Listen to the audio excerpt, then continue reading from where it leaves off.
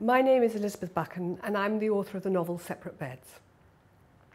Separate Beds is about a marriage, Tom and Annie Nicholsons, who are a perfectly ordinary family jogging along until you look a bit more carefully under the surface and you can see that they're quite profoundly estranged, and this is because they've had a falling out over their daughter Mia, who's clashed in particular with her father and left the household.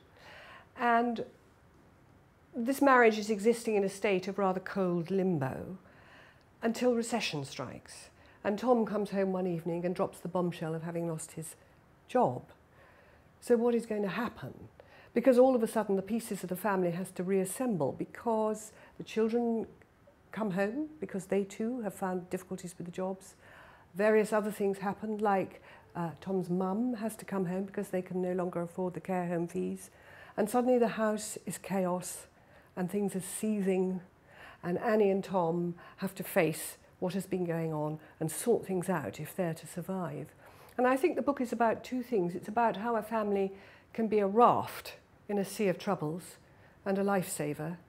And then two, great love can go into abeyance, but it also can be rekindled. And that's what Separate Beds is primarily about.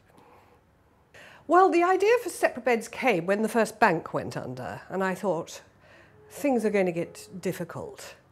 And then I thought, well, what is going to happen to people? And then there was a mutter in the press about subprime mortgages and the crisis there. And the word mortgages set up a resonance in my head, and I thought, mortgages means home, and it means family. And what's going to happen to the people in the homes and the families in them, and how are they going to cope? And immediately I thought, there must be a novel here about how families and in the individuals within the families, faced with these difficult circumstances, suddenly find that they have to call on reserves in themselves, they have to renegotiate their relationships with each other, and they have to examine their behaviour, perhaps, former behaviour, rather more careless, and they're less careless now. So the novel Separate Beds was born.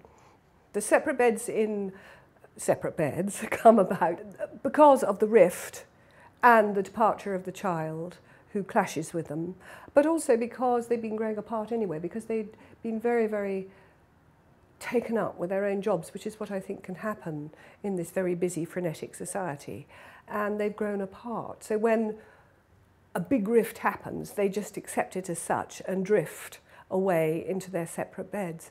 And coming together, because all the family has come under the same roof and they have to occupy the same room and the same bed again, is a beginning of a renegotiation and a renaissance. I wanted to weave a love story into this because love stories spring up in the most unexpected places and on the stoniest of grounds, and these two were really aching to do something about the bad situation between them and aching to rectify the loss of their child. And I think the recession for them was a godsend, funnily enough.